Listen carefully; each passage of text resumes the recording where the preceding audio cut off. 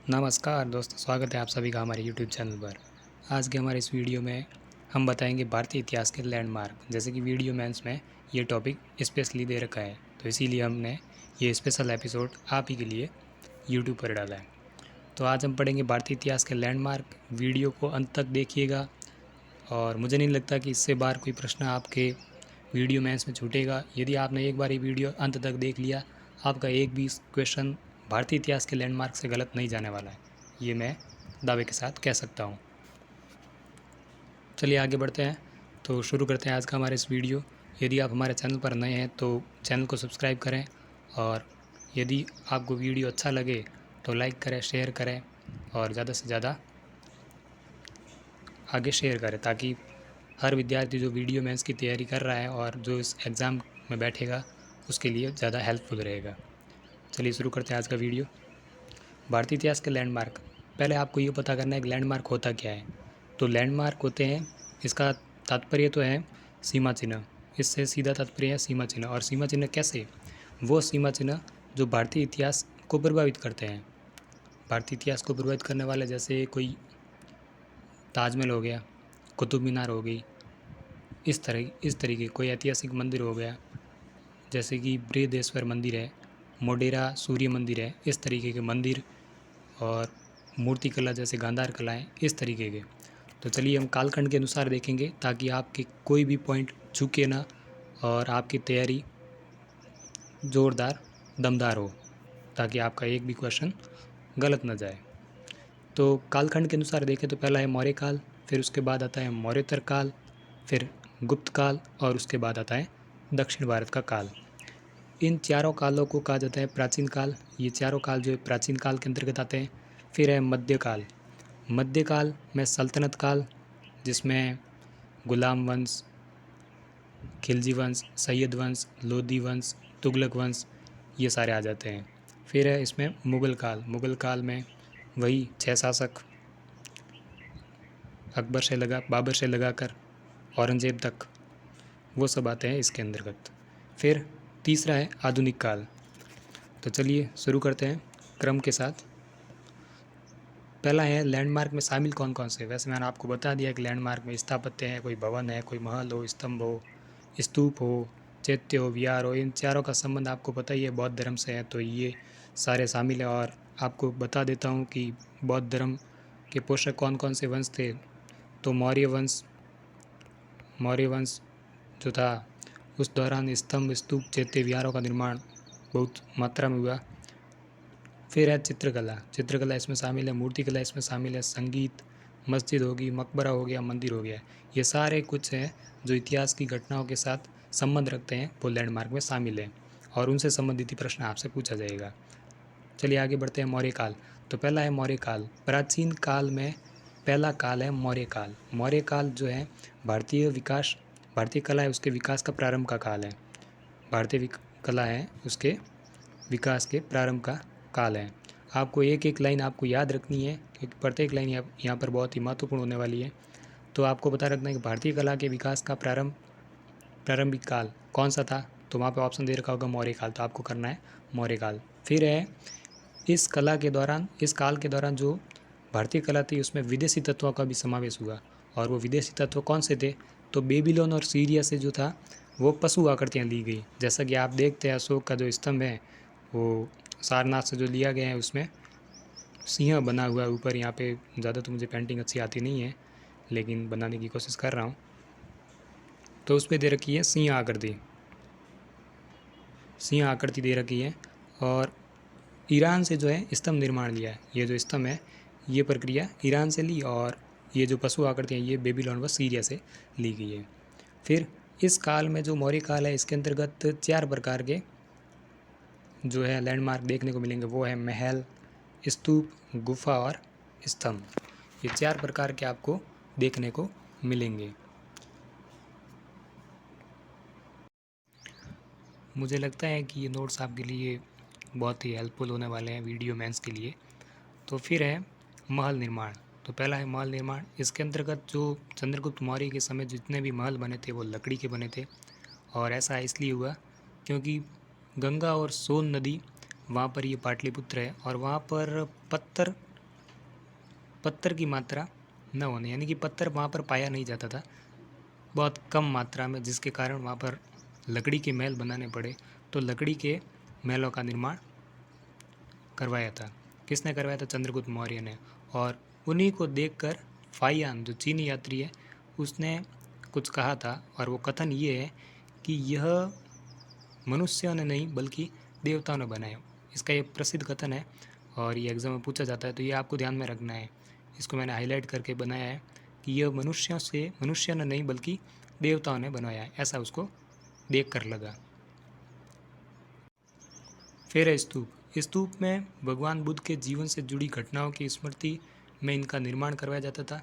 यानी कि भगवान बुद्ध के जितने भी जीवन से जुड़ी हुई घटनाएं, जैसे कि प्रथम उपदेश हो गया और परिनिर्वाण हो गया, उनसे संबंधित जितने भी थे वहाँ पर स्तूप बनाया गया। और ये एक प्रकार की समाधि होती थी। क्या होती थी? समाधि। ये एक प्रकार की समाधि होती थी जिसमें उनसे जुड़ी कोई वस्तुएं रखी जाती थी। फिर मौर्य काल में सारनाथ व सांची के स्तूप बने। ये बहुत ही महत्वपूर्ण है। सारनाथ और सांची का 2 स्तूप ही है वर्तमान में भी अस्तित्व में। फिर है अशोक ने अपने जीवन काल में कितने टोटल स्तूप बनाए? 84,000 स्तूप, जो कि कालांतर में मिहिर कुल द्वारा तोड़ दिए गए।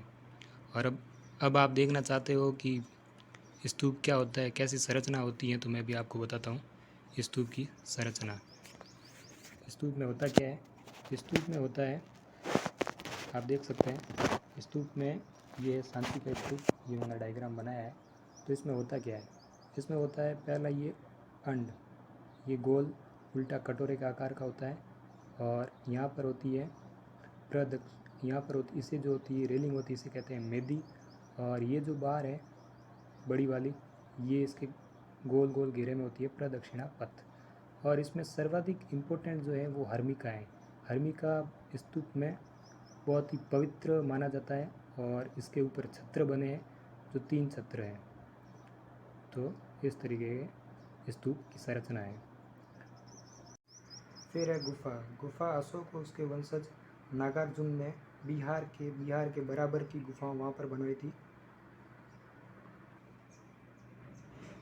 फिर आगे बढ़ते हैं।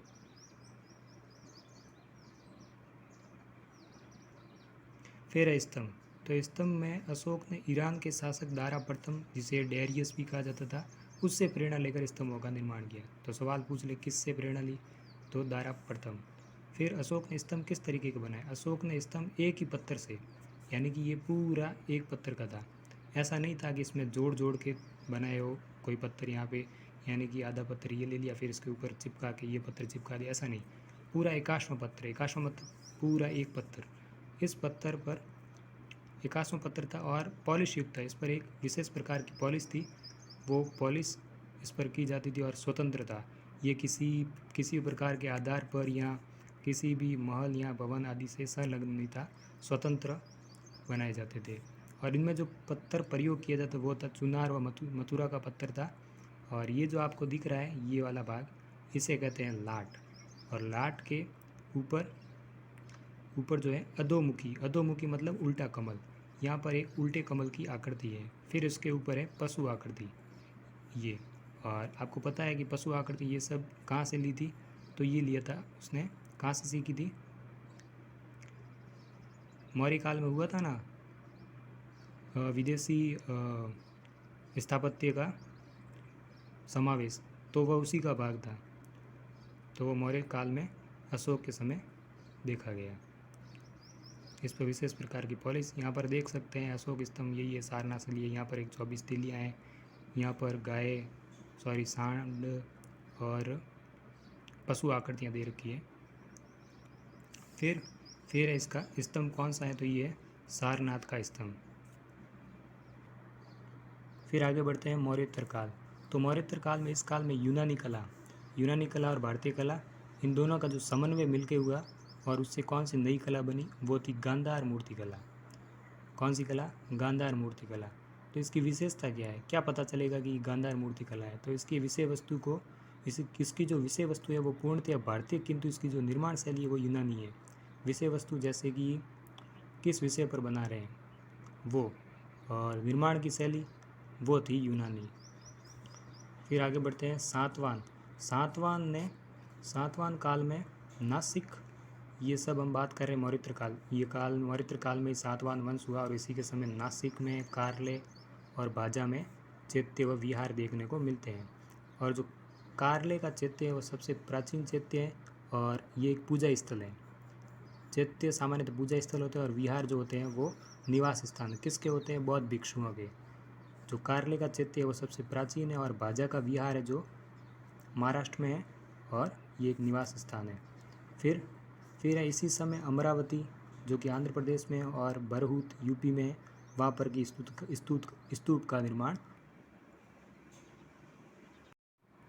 अब है गुप्त काल में कला साहित्य विज्ञान इन तीनों क्षेत्रों में पर्याप्त विकास हुआ, इसीलिए गुप्त काल को भारतीय इतिहास का स्वर्ण काल कहते हैं। स्वर्ण काल क्यों कहते हैं, क्योंकि सभी क्षेत्रों का विकास हुआ इस काल में, कला का भी हुआ, साहित्य का भी हुआ और विज्ञान का भी हुआ, तो इसलिए भारतीय इतिहास का स्वर्ण काल कहा जाता है। इस काल में मूर्तिकला, चित्रकला, वास्तुकला और स्तंभ निर्माण का प्रमुख कार्य हुआ। फिर पहली बात जो है, पहला बिंदु है मूर्तिकला। अब मूर्तिकला में क्या था विशेषता, मूर्तिकला की विषय वस्तु जो थी वो भारतीय थी। विषय वस्तु से तात्पर्य है कि जो भी चित्र बनते थे वो भारतीय संस्कृति से संबंधित थे। मूर्ति जो बनती थी वो भारतीय संस्कृति से संबंधित भारतीय देवताओं की बनती थी। और इस काल में मथुरा मूर्तिकला शैली का विकास हुआ। अब आपको पता कैसे चले जा करे कि मथुरा मूर्तिकला शैली क्या होती थी, इसकी विशेषताएं। सामान्यतः बुद्ध की मूर्तियाँ बनती थी और बुद्ध की जो मूर्तियाँ बनती थी उसमें उसकी विशेषता होती थी कि जो सर होता था वो मुंडित होता था, तो मुंडित बुद्ध की प्रतिमा, प्रभामंडल होता था, सर के पीछे एक प्रकाश जैसा घेरा होता था, जो हम देखते हैं अक्सर बुद्ध की प्रतिमा में देखने को मिलता है। यहाँ हमारे घर में कोई देवी देवता होते हैं, उनके सिर के पीछे इस तरीके का प्रकाश जैसा दिखता है, तो उसे प्रभामंडल कहते हैं। वो प्रभामंडल इसी की विशेषता है। फिर आशीर्वाद मुद्रा में ये जो चित्र होता था, यानी मूर्तियाँ जो होती वो आशीर्वाद मुद्रा में बनती थी, यानी कि एक हाथ नीचे की तरफ होता था और दूसरा हाथ आशीर्वाद देते हुए होता था। और वस्त्र देखें तो इसमें वस्त्र जो होता था वो लेफ्ट हैंड साइड, यानी कि लेफ्ट वाले कंधे पर, लेफ्ट वाला कंधा वस्त्र से ढका होता था और राइट वाला वस्त्र हीन होता था।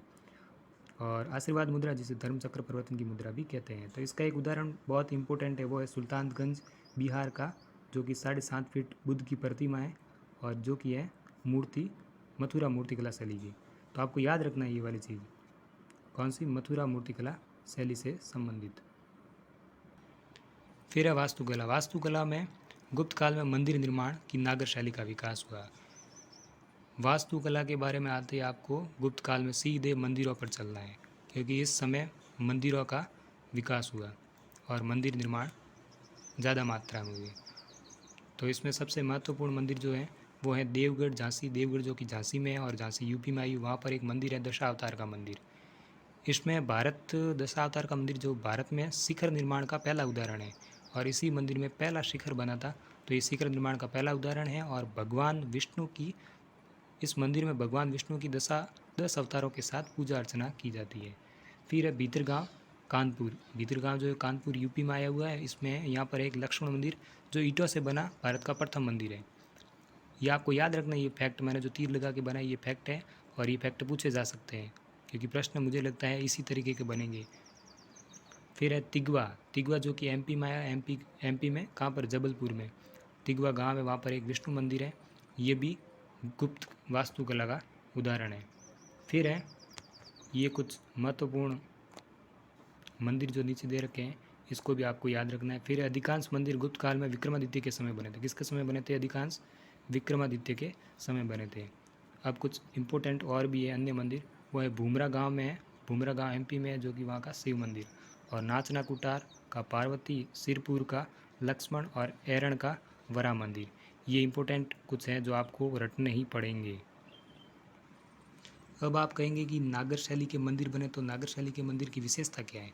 तो नागर शैली के मंदिर की विशेषता है, पहली बात तो ये कि 7वीं शताब्दी से 13वीं शताब्दी के मध्य तक इनका निर्माण काल रहा है। इसमें क्या होता है कि ये जो देख रखे हैं चौकी, इस चौकी भी ये सीढ़ियाँ हैं, इसमें यहाँ पर ये चौकी इसे कहते हैं जागती हैं, चबूतरा भी कहते हैं। इसके ऊपर मंदिर बना होता है, इस तरीके की यहाँ पर सीढ़ियाँ होती हैं, ऊपर जाना होता है।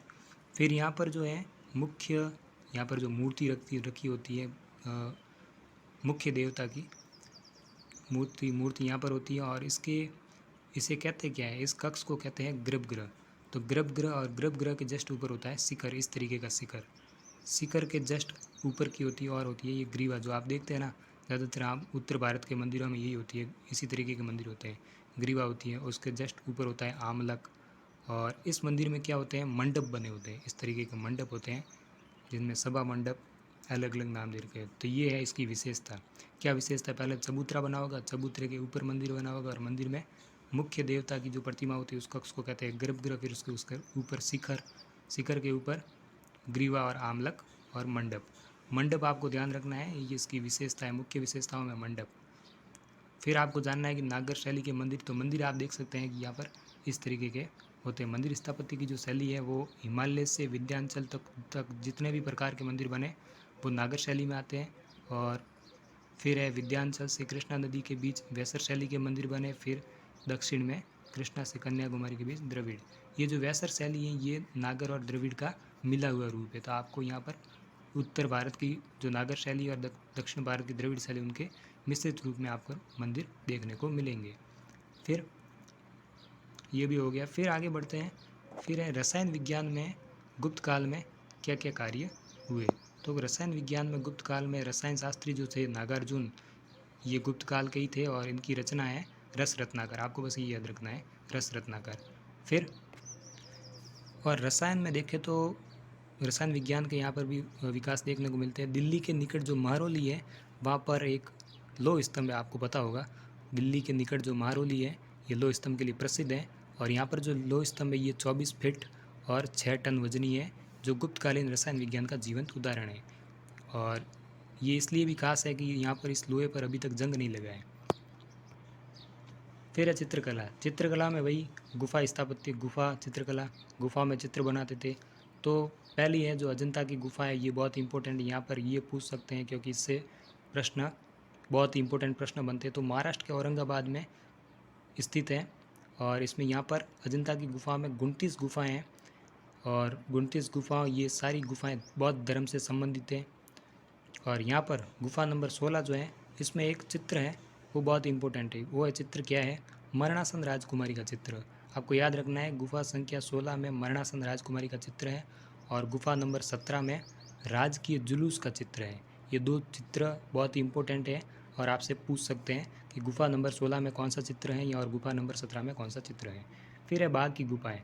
बाघ की गुफाएँ कहाँ पर है, एमपी के धार जिले में है। यहाँ पर जो गुफाओं की संख्या है वो 9 है। बाघ की गुफा में 9 गुफाएँ हैं जो कि लौकिक जीवन से संबंधित हैं। तो पूछा जा सकता है कि बाघ की जो गुफाएँ हैं वो किससे संबंधित हैं, तो अब सदा में दे सकते हैं, तो वहाँ पर लौकिक जीवन के चित्र से संबंधित हैं।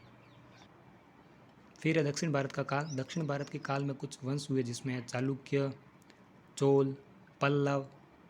ये बहुत इंपॉर्टेंट है कि चालुक्य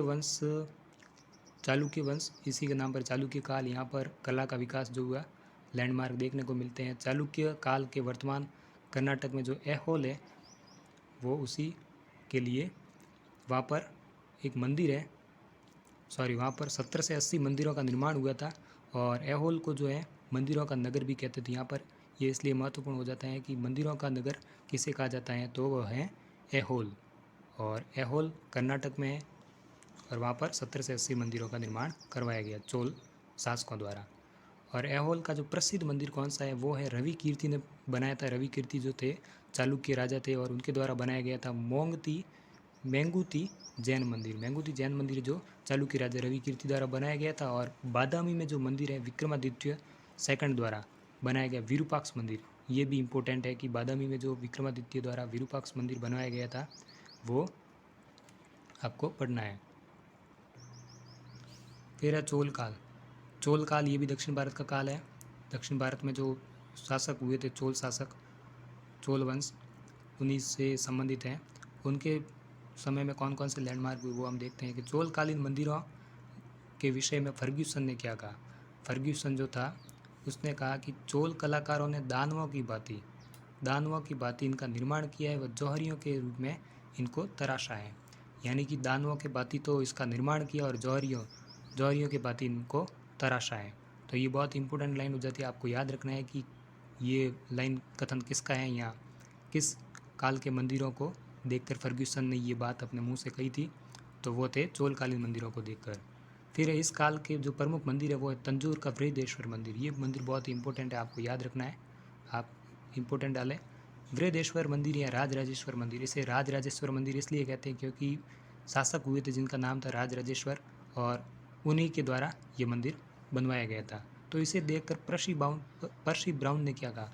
पर्सी ब्राउन ने इसे कहा कि ये तो भारतीय वास्तुकला का सार है, यानी कि जितने भी मंदिर हैं ये उन सब का सार है। ये बात किसने कही थी? पर्सी ब्राउन ने कही थी। फिर है विजयालय। विजयालय जो वहाँ पर भी एक मंदिर है और उस मंदिर का नाम है चोलेश्वर मंदिर। तो विजयालय जो शासक हुए थे उनके द्वारा मंदिर का निर्माण कराया था। कौन से मंदिर का? चोलेश्वर मंदिर का। सीधा पता चल जाता है कि शोल वंश का है, तो चोलेश्वर मंदिर। फिर तीसरा वंश कौन सा हुआ दक्षिण में? वो है पल्लव वंश। और पल्लव वंश के काल को क्या देता है? पल्लव वंश के समय में जो लैंडमार्क हुए वह पल्लव काल। यहाँ पर 4 वास्तुकला की शैलियाँ थी जो शासकों के नाम से ही जानी जाती थी। पहला जो शासक था वो महेंद्र वर्मन, उसने चट्टानों को काट कर, जैसे जितनी भी चट्टान होती है ना, उस चट्टान को सीधा काट कर गुफा मंदिर का निर्माण करवा दिया और उस मंदिर को क्या कहा? मंडप का। जैसे हम देखते हैं ना, यहाँ पर एक उदाहरण भी है, तिरुनापल्ली। तिरुनापल्ली का जो मंदिर है ना वो इसी तरीके का बनाया हुआ है। चट्टान को काट करके मंदिर का निर्माण कर दिया और उसी को जिसे मंडप कहते हैं। और इस मंडप में कक्ष कितने होते हैं? 2 से 3 कक्ष होते हैं। कितने कक्ष होते हैं? 2 से 3। और इसकी अन्य विशेषता ये होती है कि इसमें स्तंभ भी होते हैं, स्तंभ होते हैं और स्तंभ युक्त होते हैं बरामदे। बरामदे चित्रित दीवार होती है, दीवारों पर चित्र बनाए जाते हैं। और मंदिर कौन सा इसका उदाहरण है? तिरुनापल्ली का मंदिर। फिर है मामल शैली। ये भी शासक के नाम पर है। ये भी, इसका विकास किसके समय हुआ था? नरसिंह वर्मन फर्स्ट के काल में हुआ था। और इसके तहत कौन सी? मामल शैली के तहत 2 प्रकार के मंदिर बने। कौन से? एक तो मंडप यानी कि ऊपर वाले इस तरीके के, और एकाश्म पत्थर, दोनों तरीके के मंदिर बने। ऊपर वाले भी बने और एक अलग तरीका कौन सा था? एकाश्म मंदिर, ये भी बने। तो मंडपों व रथ मंदिरों का निर्माण हुआ और एक ही पत्थर को काट कर पिरामिड, विमान, स्तंभ व गोपुरम युक्त एकाश्म रथ मंदिरों का निर्माण हुआ। यानी कि रथ मंदिर बनने लगे। कैसे मंदिर? रथ मंदिर बनने लगे। और इसको आप देख सकते हैं कि कैसे थे वो? एकाश्म पत्थर से तात्पर्य है कि एक ही पत्थर को काट कर बनाए गए थे।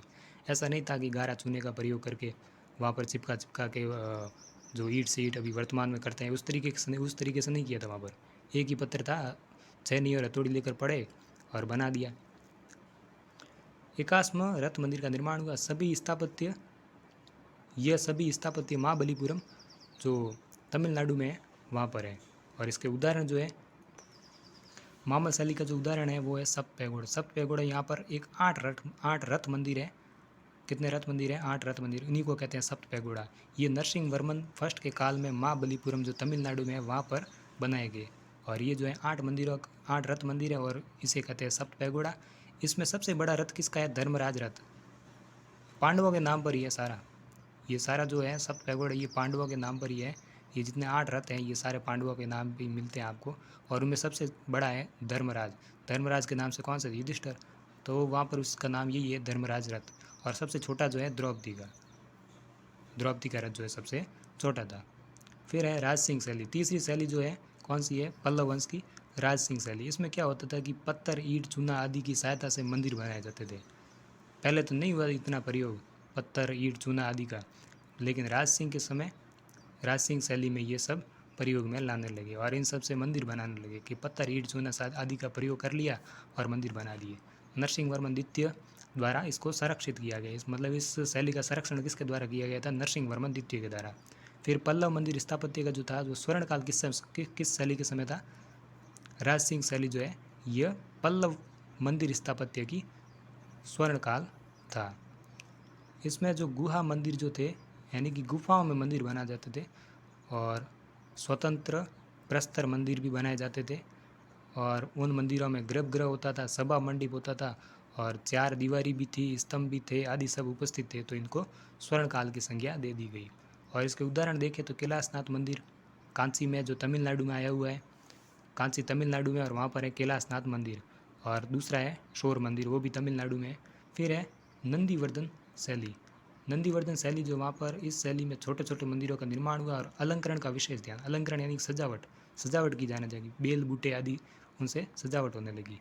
और इसका उदाहरण देखें तो मुक्तेश्वर मंदिर है जो कि कांची में, और अन्य मंदिर जो परशुराम मंदिर है। फिर जो है चौथा जो है दक्षिण भारत का जो लैंडमार्क में है वो कौन सा है? राष्ट्रकूट शैली। राष्ट्रकूट शैली का सबसे राष्ट्रकूट शासक, ये मतलब वंश के नाम पर ये शैलियाँ बनी हैं, तो राष्ट्रकूट वंश था और उसका शासक था कृष्ण प्रथम। ये बहुत इंपॉर्टेंट है। उसके द्वारा एलोरा में कैलाशनाथ मंदिर का निर्माण कराया गया। इस मंदिर को आपको इंपॉर्टेंट जानना है। कैलाशनाथ मंदिर का निर्माण किसने करवाया? तो कृष्ण प्रथम। Indian society of oriental art, याद रखना, रट लेना आपको ये सवाल। General of the Indian society of oriental art नामक ग्रंथ लिखा था, किसने लिखा था? हरमन गोड्स ने।